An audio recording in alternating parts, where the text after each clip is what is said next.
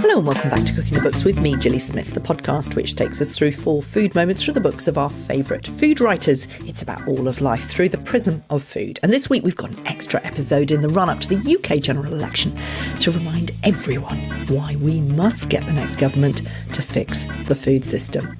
The dream at an ice cream company is to make a room temperature stable ice cream that you can ship around the globe at 21 degrees or warmer and then just freeze in the shop to present to the customer. Chris Van Tulleken is the TV and radio and infectious diseases doctor who catapulted the term ultra-processed food into the public consciousness back in 2023 with his book Ultra-Processed People.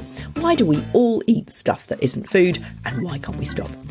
Now it's out in paperback and I asked him about power, politics and the ultra-processing food industry. But as we began to record, I asked him what that pint of black potion he was knocking back was all about. Everyone always thinks it's a pint of stout, but it's not. It's a pint of black instant coffee made with water from the hot tap quite often. It's the worst possible drink to start the morning with, but it's... I mean, there are 2 effects. It wakes me up and it's sort of somewhat laxative, which as you get older is important. Great. I had hoped that it was going to be some kind of immunity boosting thing that you discovered since you'd written the book. No, all that stuff's garbage. It's a pint of coffee. Well, you see, I've had an immunity booster. I've had as close as I can get to 30 plants in my one smoothie this morning. I've had kefir. You know, I'm buying all these bits of advice from everyone. Why should I believe yours rather than everybody else? Oh, I love that question. I mean, there is, after all, a long history of television doctors taking a single study or just simply their own intuition and building an entire lifestyle platform around it. I mean, I guess starting with, to some extent, Dr. Atkins, not that it was entirely evidence-free, but why should you believe me? Well, first of all, I'm not disputing the health benefits of your smoothie. I don't know how you made it. If you bought powders and you added pills to it, it will probably do you more harm than good. But if you just blended up a bunch of plants, it's probably fine.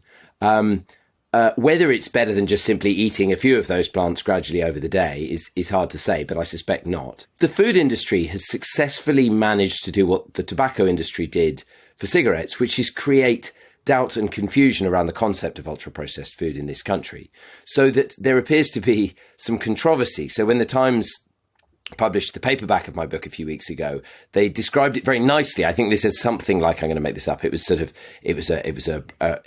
Van Tulleken's brilliant and controversial book. Now, the science around ultra-processed food is not in any way controversial. So I would think if we were going to test the assertion or evidence the assertion that a dietary pattern high in ultra-processed food causes harm to human health, causes harm, I would think we could bring around 2,000 scientific papers to bear on that. And they would be independently funded, excellent science, published in good journals, many of them dating back to the 1990s, or a few of them probably earlier than that. We have population data, experimental evidence in animals and humans. We have a randomized control trial. This is science that is accepted by UNICEF, by the Pan American Health Organization, so WHO for the Americas, by the governments of France, Belgium, Canada, Israel, Brazil, Mexico, Argentina. You know, this is not controversial stuff. And the hypothesis is pretty simple, isn't it? It's that food made by giant corporations with obligations to generate financial growth for institutional investors might possibly be engineered to drive you to eat quite a lot of it, and might be made using very cheap ingredients, and might be made without a regard for human health or planetary health. So it's plausible, it's well evidenced, and So it's a long answer, but I feel very defensive about it. No, and so you should. And the reason that we're talking about it in this week of all weeks is we're just about to get a new government. And it is vital that that government does actually take this on. And we'll talk more about that later, because we are talking about huge corporations, multinational corporations, seriously affecting the health of all our nations. And the new government will have a responsibility for that, the health of our nation. So let's break it down. Tell us about the kind of the genesis of the finding. You know, we're speaking because I wrote a book called Ultra-Processed People, but the book, sitting down to write the book was not by any means the first part of the journey. So I set out 4-5 years ago to make a documentary for the BBC about childhood obesity. And I approached it believing really that childhood obesity in the UK, which is at a disgusting level, a quarter of children leave primary school living with obesity. And when I say disgusting, obviously I don't mean the children. I mean it is morally disgusting that we have allowed this to happen, and economically disgusting. So I assumed that obesity was about 50% food, 50% inactivity, with maybe a little bit of willpower mixed into the mix, a bit of parental failure, that kind of stuff. And that it was a complex soup of cultural, social, political, economic factors, urban planning, all this stuff in the mix. And what it turns out is that there is a single proximate cause of childhood obesity, and indeed of the pandemic of adult obesity, which is the marketing and consumption of ultra-processed food. Now, there are some deeper causes, like poverty. Poverty drives people to smoke more. It doesn't drive people to smoke more. It creates people who are vulnerable to predation by the tobacco industry, the gambling industry, the food industry, the alcohol industry, many other industries, the automotive industry, fossil fuel industry. So poverty is a deep driver. But in the same way, you can fix the smoking pandemic without fixing poverty. You ought to fix poverty, but that's a wicked problem. It's a political choice, in my opinion, but it's a complex problem. So that is really the single cause. Now, I would negotiate with you if you said, well, it's probably about 5% inactivity. Sure, I'd be happy with that, maybe even 10%, but no less than 90% of it is food. And the term ultra-processed food is not a casual term. It's not like junk food or fast food. It's a formal scientific definition. Now, people who are engaged with this will have read in the press that it's a vague definition or it's a subjective definition. It's a very, very useful research definition created by scientists in Brazil, created out of data that they had observed. And the definition was created to test the hypothesis that the huge influx of industrially processed American food into Brazil after the North American Free Trade Agreement was driving this pandemic of obesity and diet-related disease. And we've now got 15 years of research on it, and you know what, the hypothesis has been confirmed. So it's a very long definition. It's about 9 paragraphs long, housed on the United Nations Food and Agriculture website, but it boils down to food that contains ingredients that you don't find in a domestic kitchen. The additives, so those weird ingredients, they are not the main problem. Okay, they're a distraction in a way. They're a proxy for your food being produced by institutions that don't care about you and will use bad ingredients, and will engineer the food to be consumed to excess.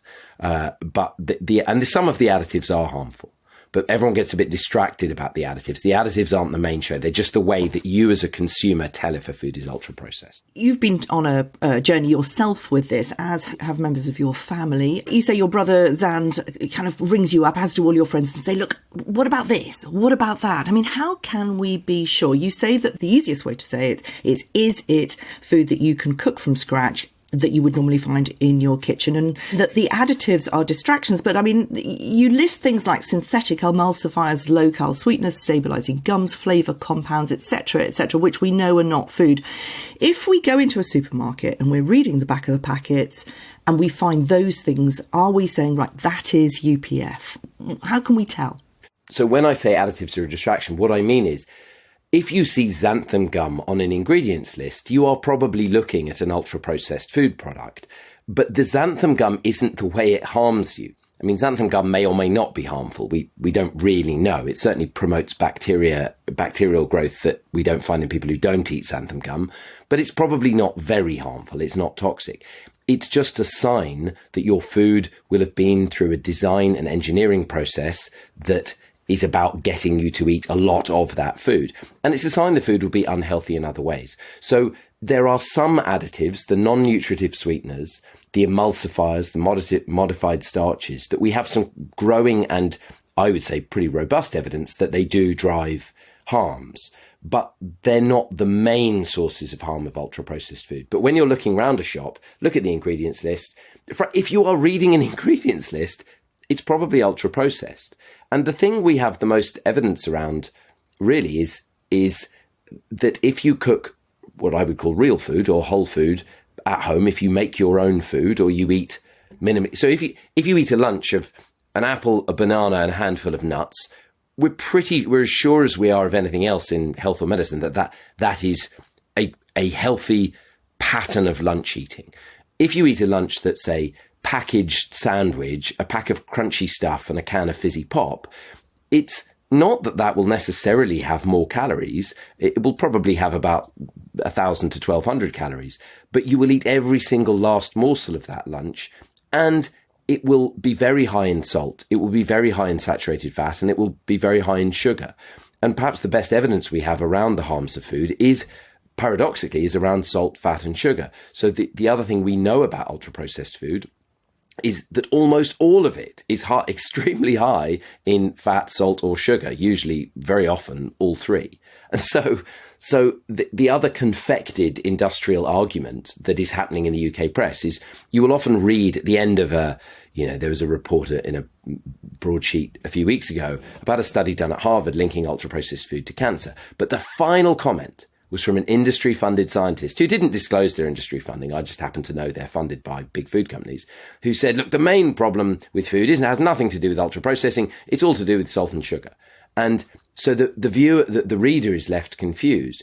The problem with ultra-processed food is one of the problems is it generally does have very high levels of these harmful nutrients. So the harms of ultra-processed food come from many, many different sources. You used the word predation before. It is this predatory quality that we are really interested in here. It is the power of very powerful corporations over all of us, but particularly vulnerable people living in food insecurity, that is the problem. And that's why we're talking this week, because we want to really let people know that they need to be really knocking on the doors of their MPs and saying, look, you need to be doing something about this in the next government.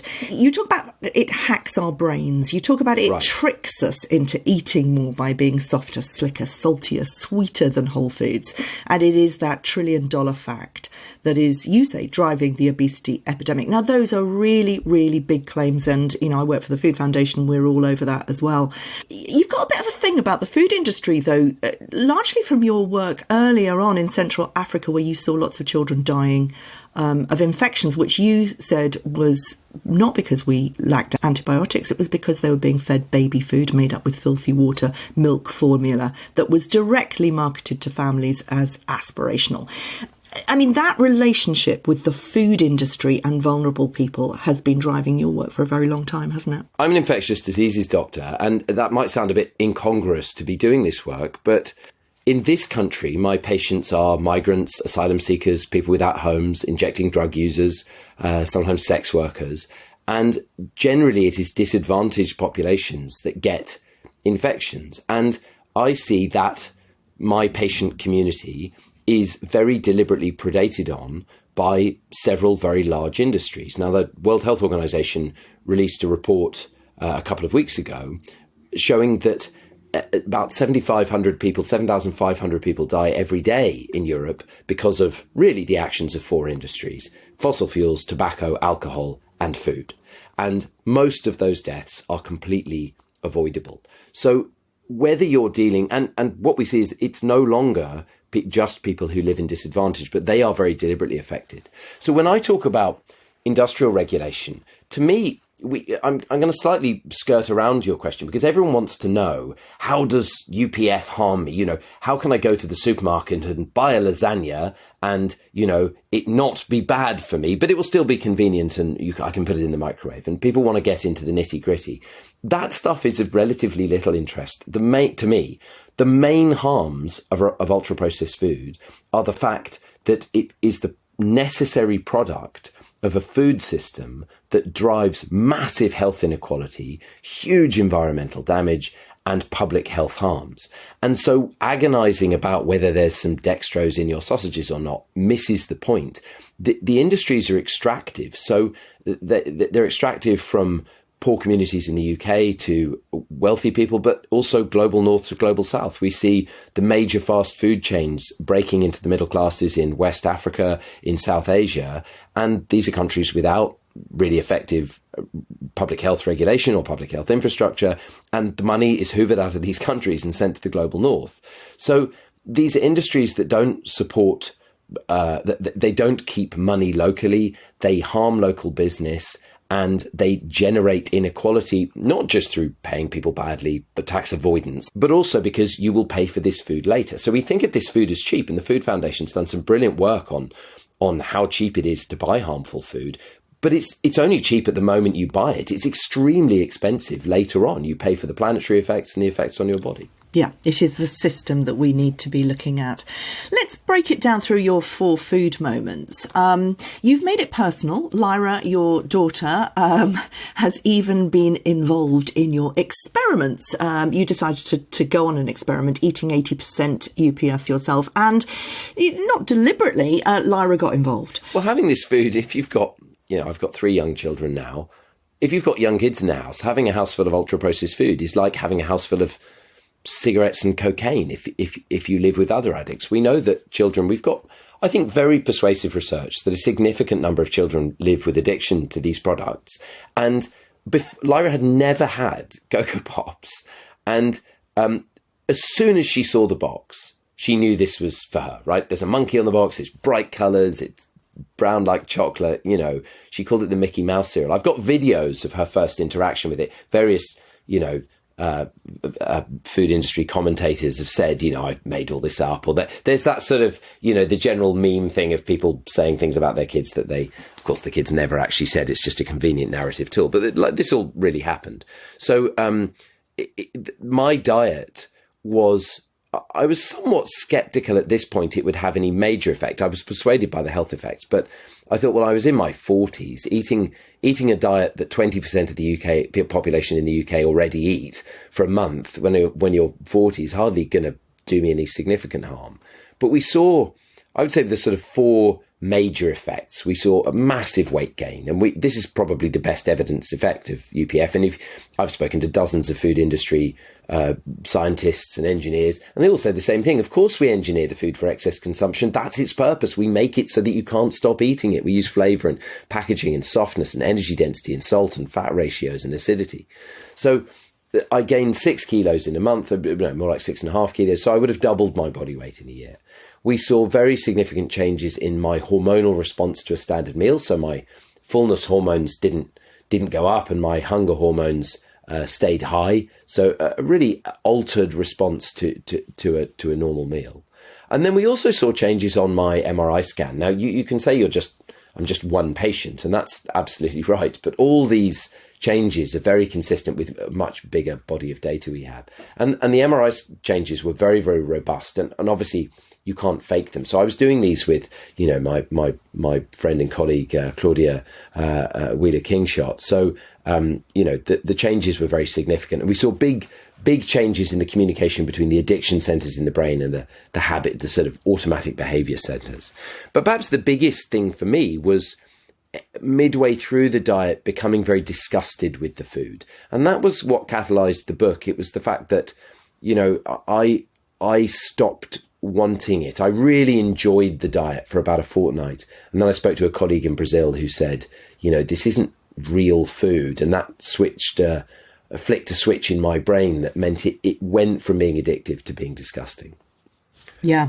But let's just go back to that Cocoa Pops moment. And I recognised the way that you were describing, Lyra, because, of course, my kids ate Cocoa Pops as well. Every child will eat Cocoa Pops. You try telling I ate Cocoa Pops. Of course. I mean, you try telling a child that you can't eat a cereal that is clearly marketed at that child, that it's not for them. But what you described was her eyes glazing over as she ate more and more and more. I think you said she had about 5 bowls, and you tried telling a child not to do that, and they are going to be under the table, they're going to be having a tantrum. What do? You set that into a situation of food insecurity, single parenthood, massive stresses, multiple children all having tantrums at the same time. How on earth can a single parent deal with that kind of predatory behaviour from the food industry? They can't. People come to me the whole time and they're like, well, what can an individual do? And my response is to say, imagine being bar staff in the 1970s wanting to quit smoking.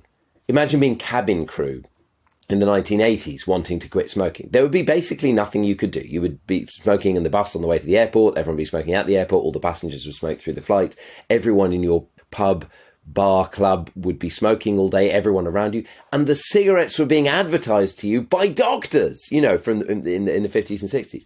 So there was functionally, I would say, almost nothing that those people could do. We had to change the environment. And that's why there is a proposal in my book for the individual reader to eat along, to try and become disgusted. And I think that works for some people, that people who buy books, have resources, can afford to change their diet. But functionally, my patients, when I say to my patients living in refugee hotels, who come to me that amongst their other infections and problems, that they're often constipated. And I say, well, could you eat some fresh fruit and veg? And the answer is a flat no. Of course they can. And they're all like, we would love to eat apples. They're not stupid people. They're often extremely bright, educated people who most people, in my experience, people who live in poverty know exactly what living not in poverty would look like. And when you give people money, they spend, there's a very simple natural experiment. Rich people just buy very different food to people without money. And when you give people money, they start eating different food. So it's, people know, they have food cultures, they have traditions, people know what healthy food looks like. So I don't have anything for the, hypothetical person you describe, Yeah. Absolutely. And, you're talking about, the experiments that you've done with your family. Your second food moment takes us to to Hackney Gelato, middle-class ice cream. You're out there with your children, your wife, you're having a lovely time at the weekend. You give Lyra a giant scoop of pistachio ice cream. And there's middle-classness all over this food moment. Yet, describe what that glistening green ball of pistachio actually was doing. And to be fair to Hackney Gelato, you could do this with any ice cream. Yes. It just happened to be that I'd bought from my fancy, the fancy supermarkets of Delhi near us. Went to the park. She sat with her friends and just sort of ignored the ice cream a bit. Kids forget this stuff. And I went to it. It was a weird hot day, and it was still a glistening ball, and it hadn't melted. And when I went to taste it, and it was this warm foam, and that set me off to meet one of the most important characters in the book, who died in January of this year of cancer, but he'd been a scientist at Unilever, working on their ice cream for many years. And Paul said, the dream at an ice cream company is to make a room temperature stable ice cream that you can ship around the globe at 21 degrees or warmer, and then just freeze in the shop to present to the customer. Now, there are all kinds of problems with bacterial growth, but much of the ice cream we eat, because of the use of gums, xanthan gums, stabilizing agents, different kind of sugars, essentially this has almost been achieved, where the ice cream can be kept cool. But if you make homemade ice cream, you know that the major problem is these big ice crystals forming. And so the issue is not that in itself is not harmful, but it's a sign of the kind of pollution of the food system, where you think that what you're eating is pistachios, cream and sugar, and you're not really. You're eating sort of dried milk powder, glycerol. I mean, I'm not talking now about, to be absolutely clear for legal reasons, I'm not just talking about Hackney Gelato, but it's a mixture of, glycerol and stabilizing agents and gums and dried milk powders and very high levels of sugar and different fats. And it's just not ice cream as we know it. And how it interacts with the body, we don't know. But the customer is not the object of concern. Sales are the object of concern, and money is the object of concern. Exactly. And it is process rather than growth, really, isn't it? And your third food moment, you talk about coal butter as being the ultimate ultra-processed food. And it's the story of how paraffin waste from low-grade coal was adopted by the Nazis to make enough food to make Germany self-sufficient. I mean, this is an extraordinary story. Tell us about this, because it really does highlight a process that goes way back, actually, much, much further than the 1930s Germany, to show how we lost our connection and that relationship between feeding lots of people in difficult circumstances for specific reasons so that food loses its meaning? We see in history sort of various moments where there is an ambition to create synthetic food. We see it with the sort of, it's often very technocratic, it's going to space, it's winning a war, it's kind of very rich people, in some way trying to notionally help people who live with disadvantages. And for me, the coal butter story was just a sort of rabbit hole I ended up going down, because it's a metaphor that it serves as a metaphor for the food system. It's the ultimate way of taking, the cheapest imaginable waste and using it for the worst possible reasons, which was to keep, the Nazi war machine going. And you can sustain life briefly using entirely synthetic fat manufactured from butter. It was, of course, tested on prisoners and in concentration camps. This isn't discussed in any of the scientific articles that you can still go and look up online. Dogs wouldn't eat it. It caused kidney failure, but it served very well to keep U-boat crews alive for a few weeks. It wasn't necessary to keep them alive for longer than a few weeks, because U-boat crews didn't live very long, as they did their work in the North Atlantic. So for me, it sort of stood in for this idea of the goal of food must be that it is cheap and it is efficient. And there's this, after the war, there was a proposal to continue to manufacture synthetic fat in order that heavy workers would be able to have a shorter pause for lunch.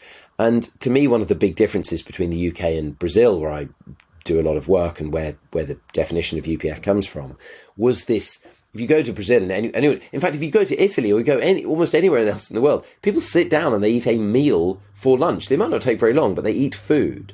And in the UK, our national lunch is the sandwich, the crunchy stuff, and the fizzy pop. Eaten at your desk without taking time to eat with people. At your desk, right. So it's complex. As a scientist, I'm leery of getting into things like meaning and culture, but they have real value and import for normal people. People do understand that food has meaning, that there is a connection. It is more than just about the brief sustenance of life. It is about connecting you to your human beings, to your past, to your future, and to your community. And food is a complex substance with many, many meanings. And coal butter was the ultimate not complex substance with no meaning other than, to sustain violence. Yeah. I mean, your fourth food moment takes us back to, cows eating grass. It is the anti-time poor narrative. It is the anti-synthetic industry, although poor old cows are fed all sorts of things in the lots around the world. But the cows that you refer to are sniffing at the hedgerows. They're getting the food that they need from the land. These are blimmin' lucky cows, I have to say. Why did you choose this one as your fourth food moment? Well, it's not to celebrate the wonders of, grass-fed organic beef. This is a friend of mine, Eddie Brixton, who's a farmer in Oxfordshire, and he has a small herd of cows. It was to point out that animals throughout history, throughout evolutionary history, have maintained very perfectly nutritional balance. They've maintained energy balance and all their nutrient needs without ever reading a book. Obviously, it's clearly and factually true. And so human beings must also have this capacity. And this part of the book was to not to try and look backwards in some sort of halcyon way, but to say we do have systems inside us that are very carefully evolved to guide nutrient and energy intake. And when you start putting substances into the body that have been engineered to subvert those natural systems, it's not very surprising the system goes awry. And this, cows eat a very sophisticated diet. They do it in a sophisticated way, and we barely understand it because we've had this incredibly simple reductionist view of human nutrition, that it is about the consumption of a very small number of amino acids, a handful of vitamins, and quantities of sugar, fat, and carbohydrates, fat, and protein.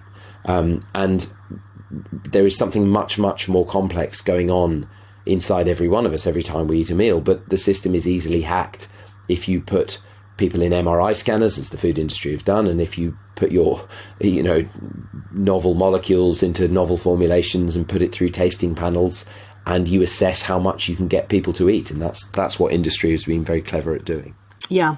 Now, intervention in industry has not been something that the last Tory government has been interested in. They feel that the people don't want the nanny state, although in the Labour Party manifesto it says that a YouGov poll showed that of all the Labour policies, intervention was what people wanted.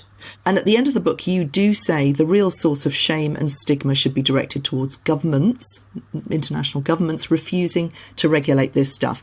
What message do you have to all those people going out to vote on Thursday morning? You live in a nanny state, right? At the moment, you are nannied by corporations whose power you simply cannot fathom. The consumer-facing marketing budget of any one of the small number of companies that makes your food, there are sort of the ones you know about, there are 10 to 20 of them. The consumer-facing marketing budget is about 3 times the entire operating budget of the World Health Organization, okay? These are companies with power the size of, if they were countries, they'd be in the top 50% of countries in the world by GDP. They are enormous. In the UK, they fund the Science Media Centre, where all of most of the UK press stories about science come from. They fund academic research departments at universities all over the UK. They fund individual scientists who they partner with. Around 50% of the government's Scientific Advisory Committee on Nutrition has declared financial relationships with companies like and including Coca-Cola. They fund the biggest leading food charity in the UK, the British Nutrition Foundation. The British Nutrition Foundation had a healthy eating week last year that was funded by Coca-Cola. So, this is the environment we live in. You are nannied by these companies. All of the information you get about food in the press, on the packets, in magazines, from charities, with the exception of a few like the Food Foundation and First Steps Nutrition, it all comes from industry. So you're being nannied. I would rather be I don't mind the idea of a nanny. I came, as an indication of my privilege. I had a nanny when I was growing up. I'm now godfather to her daughter. She was one of the most important people in my life. A nanny that you elect, that you have some control over, that you can get rid of at the next election if you don't like them. Well, that's great. And the black warning octagon on all UPF food, would that work? So I have 2 things that I am asking for. Okay, I want warning labels on food, and the Scientific Advisory Committee on Nutrition would be conflict-free. Now, with the reducing conflicts on the government committee, already people on that committee have said, look, we couldn't do it, we wouldn't find the talent. Now, these are the arguments that we used to exclude women, people of colour, from all kinds of positions of power for decades. They have no merit. There are many, many good, non-conflicted scientists. In terms of black warning labels, it's a rather technical little policy fix. The reason it's important is it forces you to describe the category of food for further regulation. So when we labelled tobacco packets, it didn't particularly shift smokers' choices, but it allowed us to go, okay, now there's a warning label. We can't really sell them to kids with cartoon characters. We can tax them. We can move them behind closed doors. We can take them out of sight. We can start to ban. We ban smoking in public places and on and on. So the octagonal warning labels are just the first step of a whole suite of regulatory policies. They're not the solution, but once we have a black octagon on Cocoa Pops, well, then you have to take the monkey off. The thing about Cocoa Pops to remember is it happens to be ultra-processed. It's also massively high in sugar and salt, far exceeding our UK dietary guidelines. In Chile, just using our own dietary guidelines, it would get 2 black octagons. If you've got a food with 2 black octagons, you shouldn't have the 12 health claims that are currently on the Cocoa Pops packet. That's very obvious. There shouldn't be a monkey on the packet. It shouldn't be marketed to children, and so on and so forth. So octagons are really important. If they're octagons or not, it matters less important than putting warning labels on food. And get rid of the green traffic lights. So at the moment, Coca-Cola has 1 red traffic light for sugar and 3 green traffic lights for fat, saturated fat and salt. So it is 3/4 healthy. So that's why I believe, I don't know, but I imagine that's why Coca-Cola voluntarily put the traffic lights on the packets. We've got good evidence from Chile, Mexico, Argentina, you got to start with octagonal warning labels. And this work has been, this isn't just my theory, right? This is because I work with the team at the Pan American Health Organization who figured all this stuff out about 10 years ago.